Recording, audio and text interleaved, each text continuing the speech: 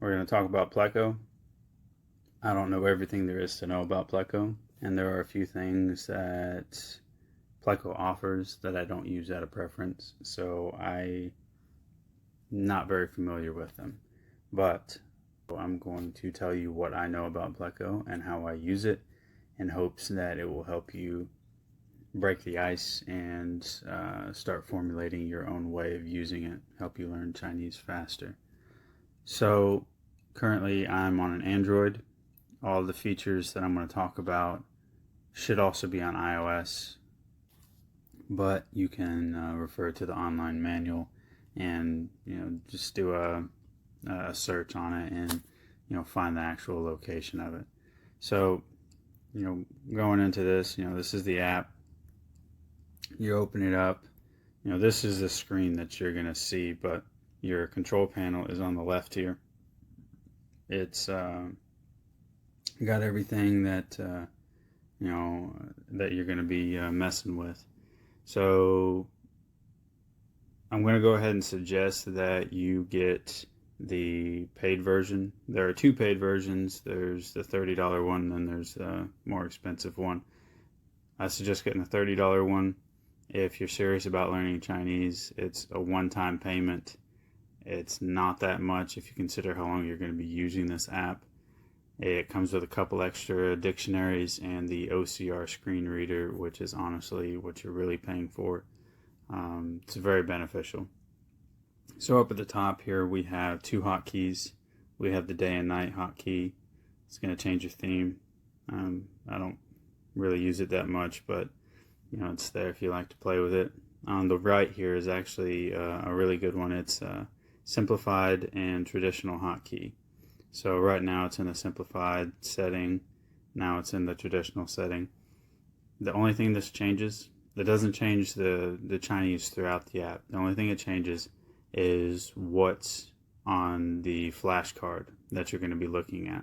Every flashcard has traditional and simplified characters, but this changes which one is displayed in the leftmost position. So right now it's going to show traditional characters, and then if there are any simplified substitutes, those simplified characters are going to be displayed in parentheses to the right. I'll show you that here in a few minutes. So let's jump into the dictionary. I'll go through the rest of these here in a minute, but let's do the dictionary. You've got 5 different input methods if you buy the upgraded version. Without the upgraded version, I believe you've only got the 4. This is this camera on the right. That's one of the ones that you're paying for. So the first one obviously is you can write. You can use your finger, you can use a stylus. If you have a note, the note comes with a pen. All of those work. You can just draw. That's terrible, obviously. If you mess up, there's this little arrow up in the top right corner. You can take your strokes back and draw it a little nicer. You got Zhong there, you hit done over here, and it'll bring up all the little definitions that it's got for it. You have this puzzle piece here, which is going off of strokes and radicals. I never use this. I'm not good at using it, so I'm not going to even pretend I know how to explain it. You have the keyboard. So here you'll type in pinyin. If you have a Chinese keyboard, you can kind of skip a step and type in Zhong there, and then you'll have the character there. So you don't have to draw it. But for argument's sake, we're just going to type pinyin. So we'll type G here, and it's going to give us all the G's. It's just going off the sound. It's not going to give us anything off of the tone. We've got a second tone there. There's a couple first tones, fourth tone. There's a third tone. But say we know it's a second tone and it's this sound. So it's a G, but it's not this top character there. So what we can do, we know it's a second tone, we're just going to type 2. And it's going to give us all of the second tone G's that Pleco has in its database, which apparently is a lot. You can also mix and match. So say we know the character starts with the second tone G, G, but we don't remember how to say the second part. We know what it looks like though, so we come back here and we type, or we draw it and hit that. We've got it mix and match, hit done over here, and it's going to give you your character. So exiting out of that, you also have the voice recording. I don't use it that much. I have had success with it, but it's kind of 50-50. Especially in the beginning, if you're not saying your tones right, you're not going to have a lot of success with it. But it has worked for me for a couple times. So, it's like, take it with a grain of salt. This last one, though, is really cool. This is one of your OCR benefits, from the package that you get. If you're reading something and you don't want to take the time to draw out the character, it's a little complicated, or there's a lot of words that you want to look up at the same time in your textbook, you can hit this and you will bring up this little still. And on this still, you can hit all these different characters, and it's going to tell you what each one is, which is really freaking useful. You can also hit this search bar down here, and it's going to open up all the characters that it saw in a nice little list. So, very, very useful. Okay, so when you're using the keyboard, you can do some special searches using specific symbols. Examples being the exclamation point, the hashtag, the asterisk, and the question mark. So when you do a search, you're going to be searching the dictionaries that you have in your Pleco and the flashcards from any of the categories that you've made. But if you want to prioritize the flashcards before the dictionary entries, you'll use the exclamation point. So you'll start with putting exclamation point before anything you write. So we're going to go with fa, and we're going to get all these. And this first one here is lesson 27, lesson 29, lesson 48. It's color coded here because I have the categories with tags. I'll explain that in a minute. But it tells me that it's in lesson 27, lesson 29, lesson 48 of the textbooks.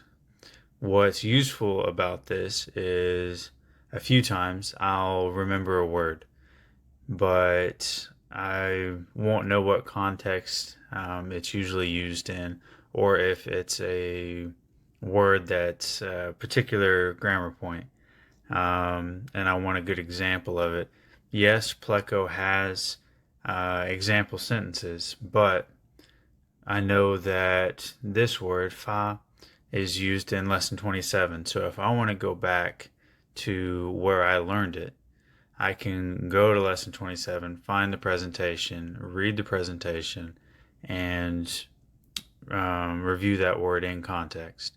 So it's really useful in that aspect.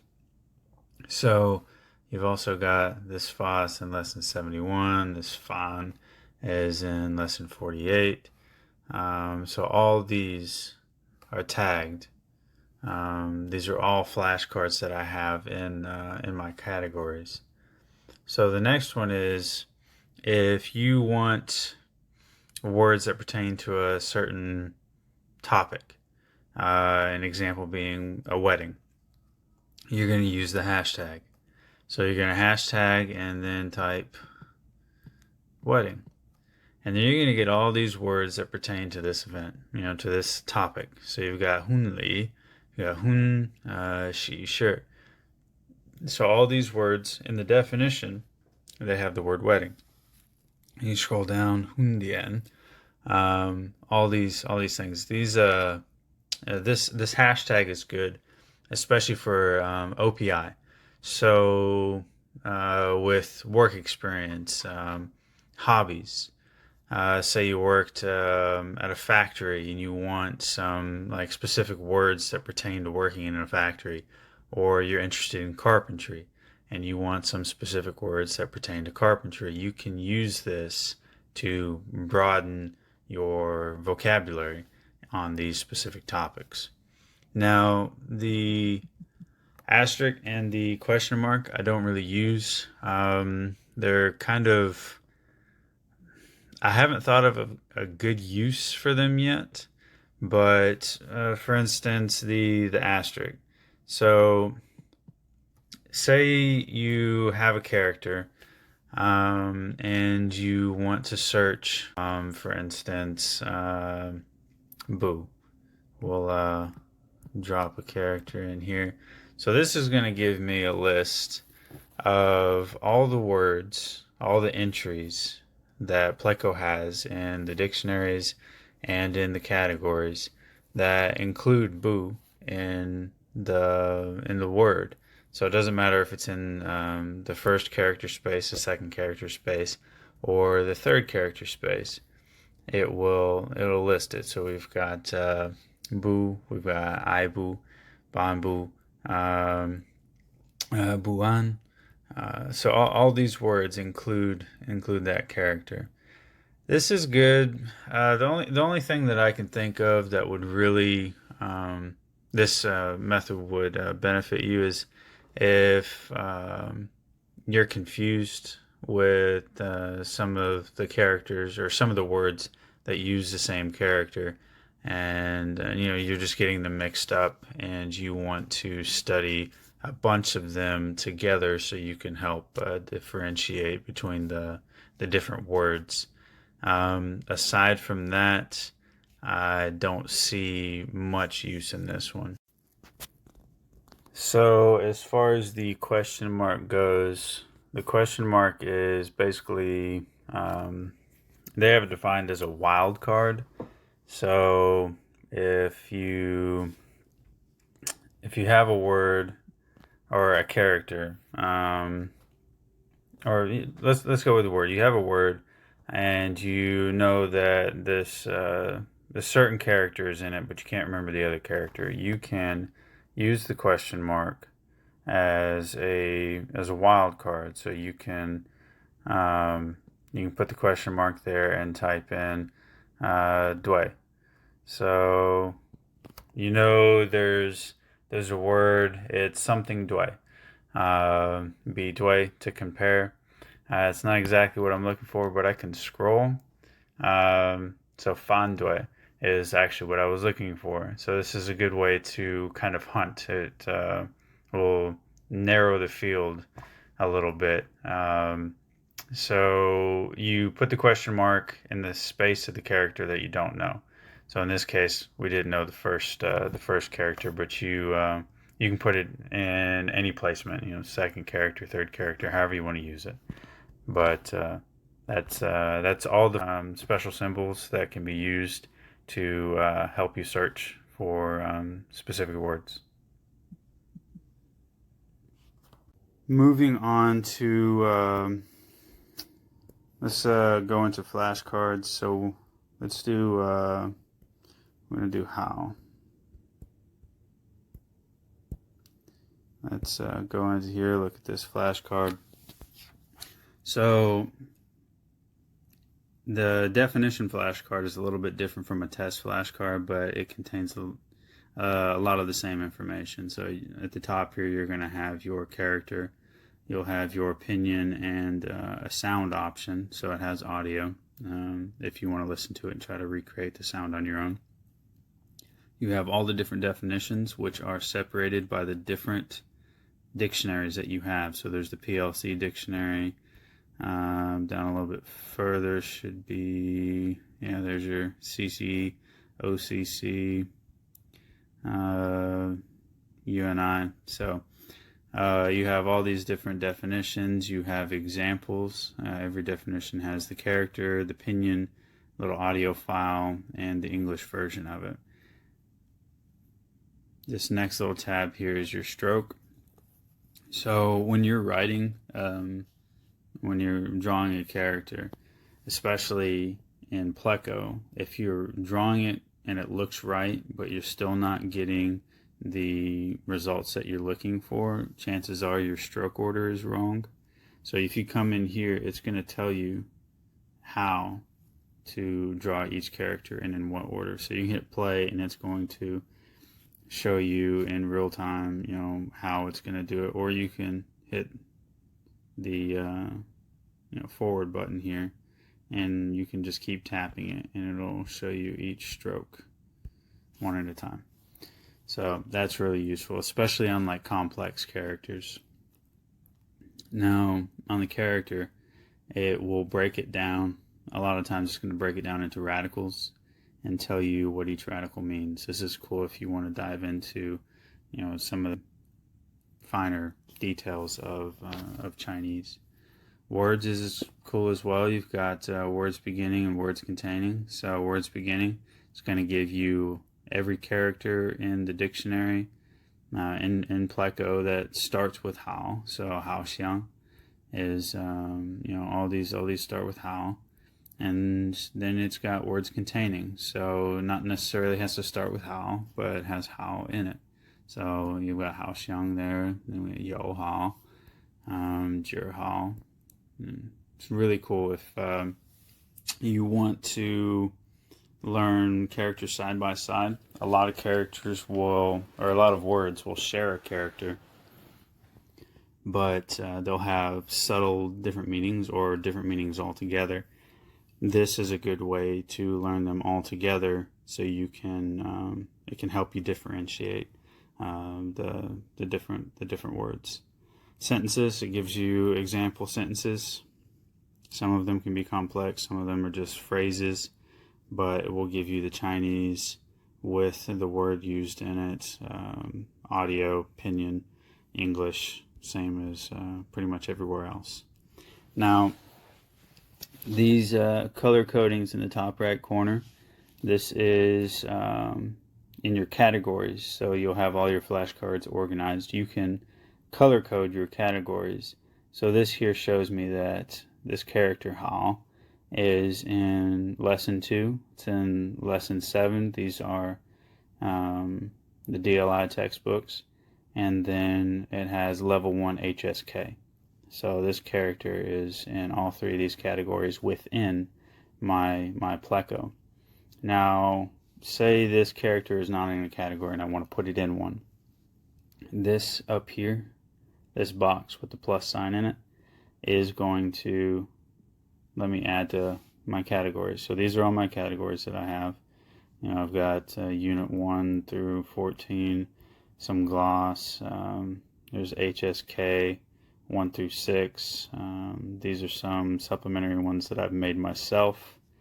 A few always wrong. Those are ones that I always get messed up, confused ones, similar ones, sayings, transition words. So these are all the different categories, and you can easily add a new category. So if you wanted to put this in, I don't know, a category of, favorite words. It's really easy. Makes a category, adds it to it, and now it's there. But yeah, so there's your dictionary flashcard. So earlier I mentioned that if you use this button, this button in the top right, you can change your flashcards to emphasize traditional or simplified Chinese. So we're going to go with Tofa. And you can see at the top left here that the first 2 characters you see, both are Tofa, but these first 2 are traditional Chinese. In parentheses are the simplified substitutes. But if I go back to the control panel and turn it to simplified, it flips. So the first thing you see is going to be the simplified. Some people don't think it's very useful. I think it is. If the first thing you see is traditional, then you're going to get used to seeing traditional. And then you can look over and you can see the simplified and be familiar with that too. But really, it just boils down to preference. But other than that, no, that's all the flashcard has. You have your character, you have your tags if you set them up, the stroke, character, words, and sentences. There's a little bit different setup in the tests, but I'll get into that later. Moving on, in the add-ons, this is where you're going to find your upgrade. You can also find graded readers. These readers are really good for just supplemental studying. They're not too expensive. You can buy the bundle for $40. It's something else that the OCR reader really works well with. You can also download some extra dictionaries. There are some longer books in here. But moving on, registration. So you buy the app, you get a new phone, you don't want to buy the app again. All you need is this number right here, series of letters, whatever, and you type that in, and you'll have all of your information back. It's only going to restore your purchase. It's not going to restore your cards. So you'll have to back up your cards. You can export them to a cloud. You can have them on a file on an SD card and then import them back into it. The only thing that's going to do is restore your purchase. So like books and your upgraded version. So live OCR, that's what's in your dictionary here. So that right there, it's the same thing. The still OCR is if you have a text that you've imported, you can use that on. I don't use the clip reader. The file book e-reader, that's what you're going to be opening your files on with, if you buy any books in your add-ons, this is where they're going to be. So file book e-reader, you can open a Pleco ebook. It gives you all these options. These are the ones that I bought. These are really cool because you don't know this character, you just tap on it, it gives you the definition, and it gives you all these other options up top here. But it's really, really convenient. If you want to go to the card, all you got to do is tap this right here. It's going to take you directly to the card. It tells me it's in lesson 50. It's also a level 4 HSK. All the other definition stuff. Really convenient. Honestly, I love these Pleco books. But something else that's really cool that you can do is if you get the PDF version of any book, even your textbooks, you can upload them here, and you can list recent files. I've opened up a few of these in Pleco already, but lesson 81 text. This is the lesson 81 textbook, and you can just go through the pages, and you can still type on the characters. Just tap on the characters, and it's going to give you the definition of them. It's really, really efficient for reading through a presentation that first time when you don't know any of the new vocab and you just want to get them in context. You can read through really fluidly, save a little bit of time. And here we've got Shengwu Tongzhui, and you got a card right there, lesson 81. It's so convenient. Really, really great options. So the next thing would be this screen reader OCR. Now I can't show you exactly how it works because it doesn't work with my recording app very well. But basically what it does, you can enable it or disable it by clicking on it, and it'll give you this like notification bar up here. So from the notification bar, you can activate the reader, you can activate the OCR, or you can show the floating button. So the floating button just sits right here. It doesn't matter which app you open. You can be on Google, You could be reading a book on Google Books or in a video game. Doesn't matter. And this will be sitting there. And you can click on one of the buttons and it will launch a green box that's similar to the camera OCR that's in the dictionary.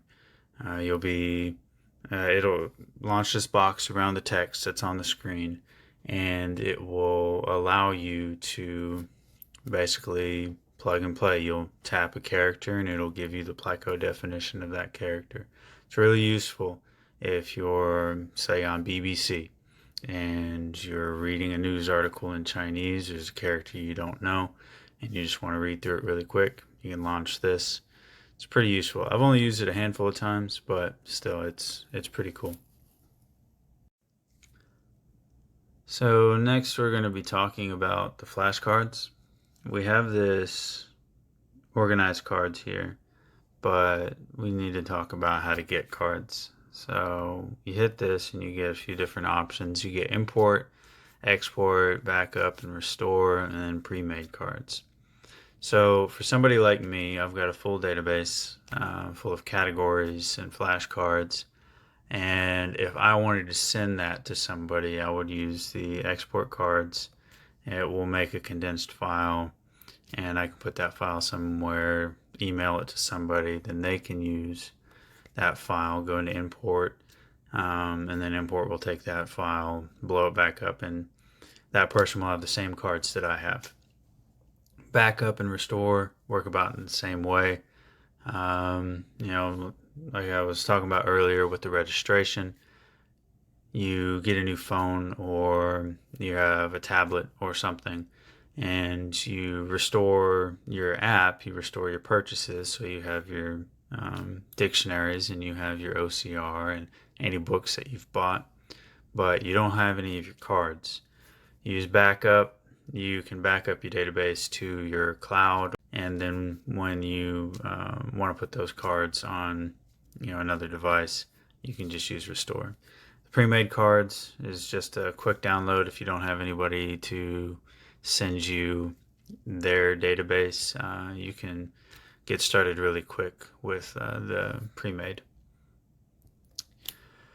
Now going into the organized cards. So you've already seen my categories. I've got a bunch of them in here, and I've got some of these color coded. So we'll talk about that first.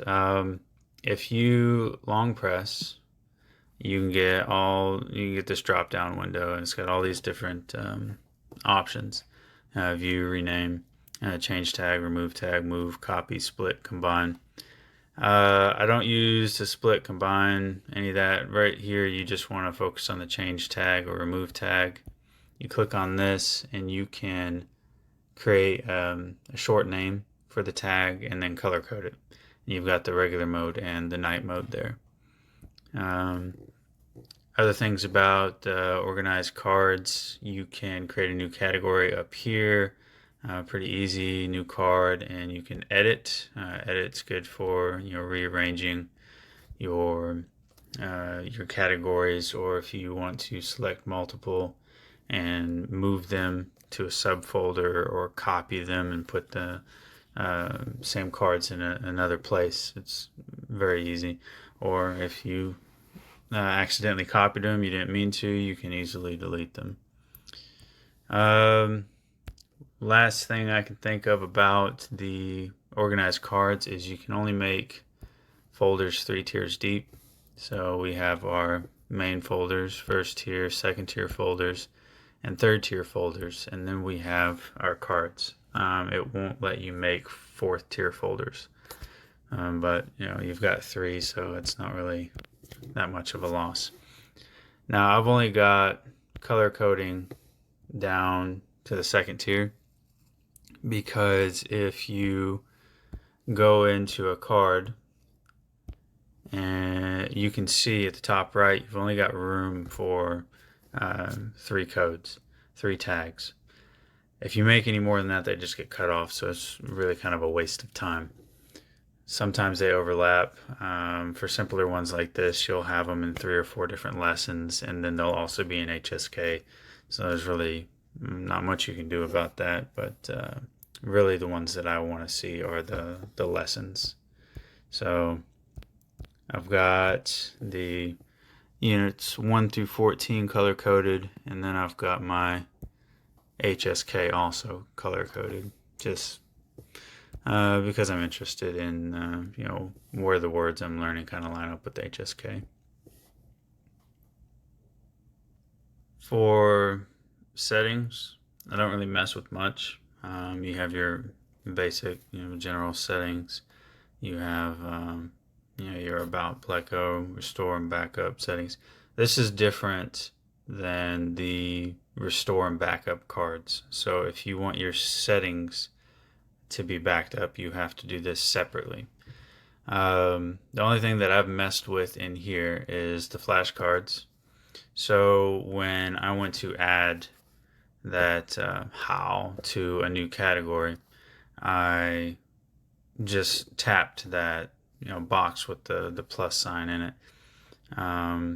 But the original way that's set up is if you just tap it, it's going to automatically send that card to a default category. Some people like that. I don't. If it accidentally gets sent to the wrong category, it's really hard to find sometimes. So if you mistakenly put one thing I don't really like about Pleco is if you make a mistake and put a card somewhere it's not supposed to be, it's very difficult to find it. So the way I have this set up is you have this always prompt right here, and prompt to select a category even when the plus button is simply tapped rather than tap held. I like this. Every time you touch it, it's going to give you your whole list of categories. You can pick which category it's going into, or you can make a new one. You also have the change the default category after selecting a new one. I like to have that one selected as well. Not that I use it that often, but the important one here is the always prompt. Now, the last thing I've messed with in here is in the colors. You can see that you can change the color of your like toolbar and status bar. This is going to change the main parts of the app. And you can also come down here to tone colors. So each tone has a color assignment. So in a card, if it's first tone, it'll be red. If it's second tone, it'll be green, third tone blue, fourth tone purple, and fifth tone is your neutral tone, which is grayed out. So you can change these if you want to. I recommend that you don't. The longer that you get familiar with these colors, the easier it's going to be to stimulate your memory. So, for instance, you may not remember what the tone is, but if you can remember what color it was, and okay, so it was green, then you're like, all right, that's right, green is second tone. Then it's going to help you a little bit with your tones on your test. It's also going to help you if you can remember the color and henceforth, remember the tone when you're speaking. You'll be able to pronounce the word properly rather than just saying the sound of the pinion without the proper tone. Other than that, I don't really mess with anything else in these settings. So now is the last category that I want to talk about. I mean, you've got help down here, and that's going to link you to the online manual and then contact us. Never had a need to contact them. But the tests, this is what everybody's using this app for. So let's go in and talk about the tests. The first thing you want to do is mess with some of the settings, because the way it's set up stock, it's not very efficient. Before we do that though, so you have profile here towards the top. I have it set as simple. I've played around with this, but I never really got too into it. It comes with simple and spaced repetition already set up. A lot of people use the spaced repetition. It's not for me. I'm not a fan of it. I prefer to build my own tests and then work through those. It's worked for me up to this point, so that's the way I'm going to keep doing it. If you're interested in spaced repetition, there are a lot of people that use it. Ask around; they can help you. And then you got manage profiles here, and that's how I built the other ones that I've got in there. So coming down to the more settings, you don't really need to mess with the bottom three, but in commands, there's a very important setting that you need to be using to make your tests more efficient. Repeat incorrect. It comes set up where this is off. I don't know why, but it is. You want to come in here and just click that little box right there. And what this is going to do is when you're taking a test, any of the ones that you get wrong get cycled back on to the end of the test. Why is this important? So you don't waste time. If you have to retake a test because you're not mastering every word in that test, but you have a character in there like how, and you know what how is, every time that card comes up, you're wasting your time.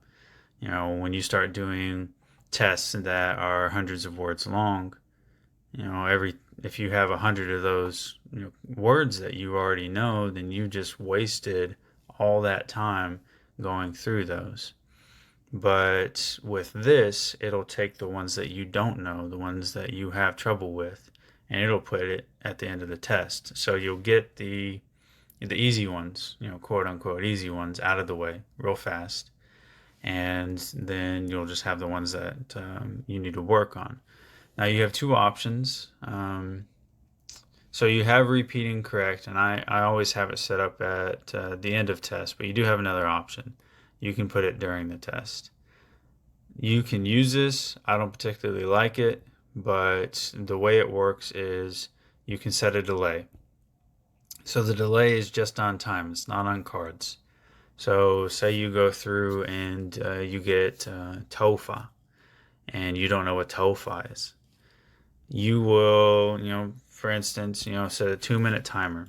So it doesn't matter if you've done 3 cards in those 2 minutes or 50 cards. In 2 minutes, TOEFL is going to come up again, and you will have the opportunity to get it right or wrong. If you get it right, you have the option to set up a second repeat or none. The second repeat works the same way. If you get it right on this first repeat, the second repeat will come into play. Set it up for 4 minutes. 4 minutes after that first time, it'll come up again. If you get it right, that card goes away. If you get it wrong, then you got to start over. You'll have to do 2 repeats before that card will go away. This is useful in really, really big reviews. If you're going to sit down on a Saturday and do 1,000 words, it could be useful. You set something up for like maybe 15 or 20 minutes. It'll give you time to forget it. And when you come back up to it, it's almost the same as putting it at the end of the test. But I still prefer just having all mine loop back to the end of the test. And that's where this next setting comes in. You really want to check that as well. This will make it so you have to get every card correct before the test will end. So on the first test, you've got 100 words. You get 60 of them right, so you've got to redo 40 of them. So that's your incorrect test. But on that test, you still miss 15 of them. So it'll take 25 out, but you've got to retest on those 15. And you'll keep doing that until you get all 100 of those cards correct. So I really like that function as well. It also comes unchecked, so you should check that. And then shuffle, repeat, and correct. That's a matter of preference. It'll shuffle the cards so they're not in the same order every time. I like that. It's up to you. Now, as far as tests go, you have a few different test types.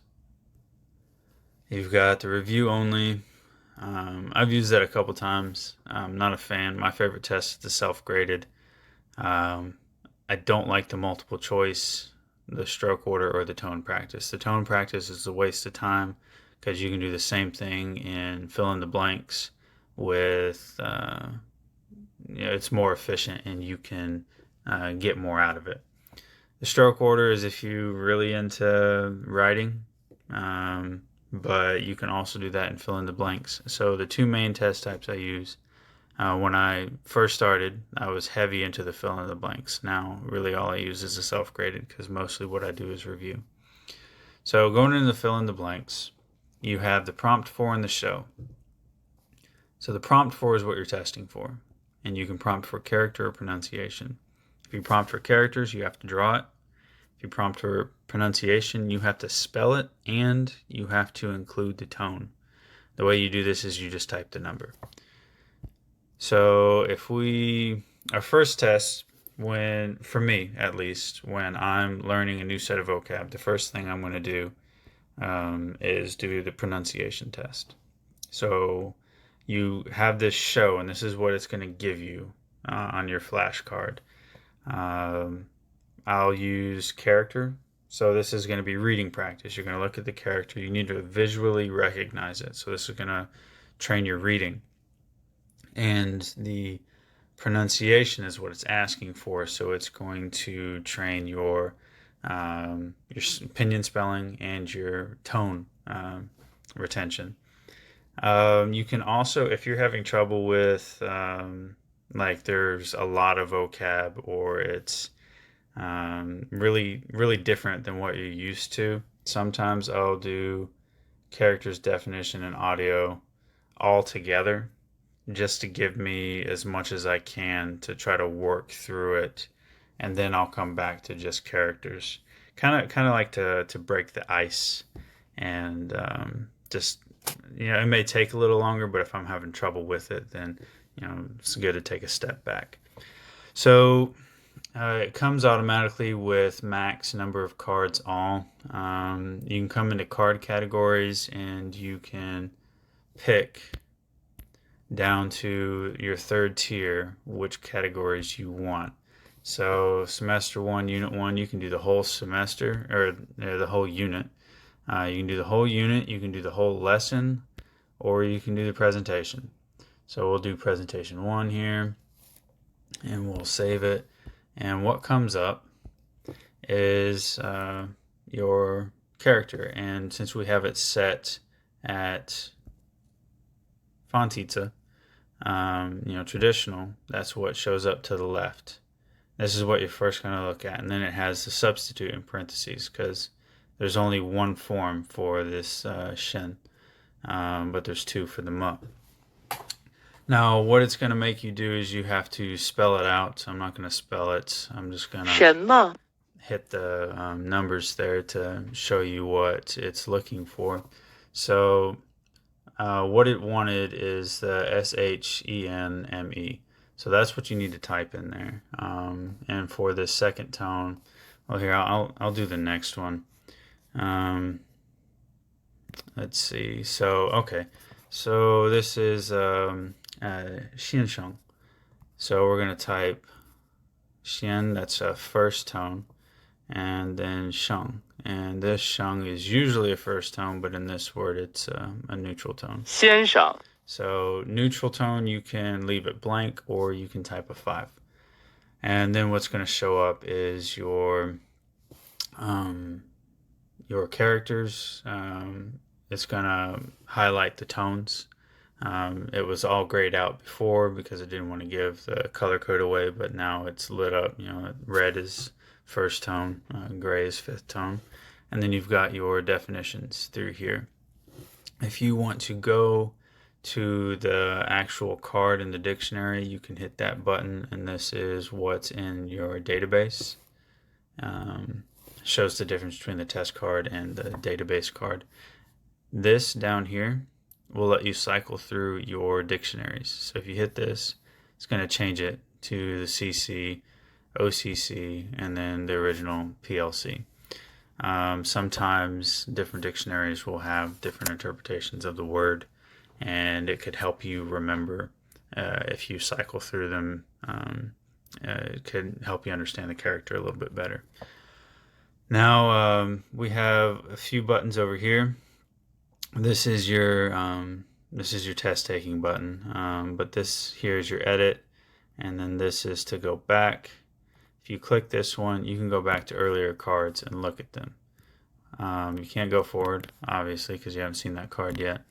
But this right here is really useful if you accidentally, say you knew Shema, but on Ma, instead of hitting 5, you hit a 4. That's reasonable. It happens all the time, and you get it wrong even though you knew it. You can come here, you can hit this button, and you can change the score on that card. So say we got that right. Right now it's counting it as wrong, but if we click this, it's going to count it as correct. So now this card is correct, and it's not going to cycle through to the cards that we have to go over. Saves time. And then all you got to do is hit the little rocket down here again, and you'll come back to where you were in the test before. So this is the reading test, is what I refer to it as. If you want to come out of the test, all you got to do is hit the end session. It'll ask if you want to. Hit yes. It'll give you your statistics, and you can hit OK. So now for your next test, what you're going to do is you're going to change your prompt 4 to characters, and then you're going to show audio.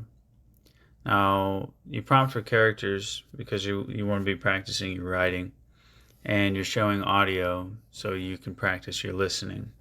On the first test, we showed the character, so we're trying to recognize the character. That's reading practice. And then we're asking for the pinyin and the tones, which is actually speaking practice. So on your first test, you've got reading and speaking.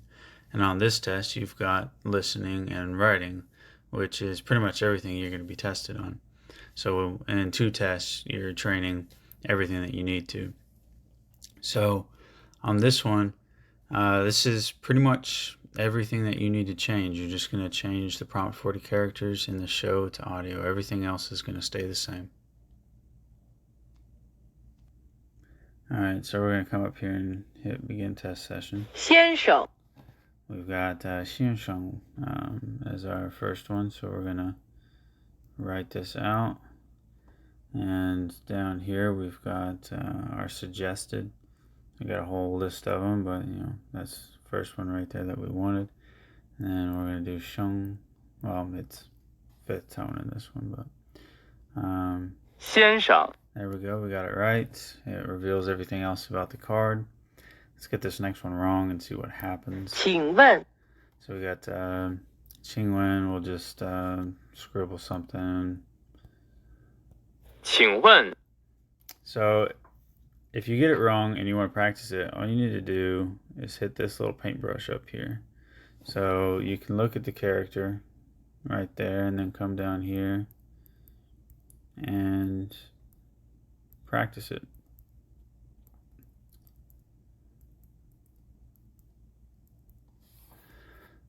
And then when you're done, if you mess up a stroke, you can always back up a stroke at a time, or you can hit this little X down here in the right corner and you can destroy it all. Hit the brush again to make that go away, and we'll go to the next 小姐 card. 小姐. And then we're just going to exit out, and it'll show you that when you exit out, when you have ones that you got wrong, it will cycle on.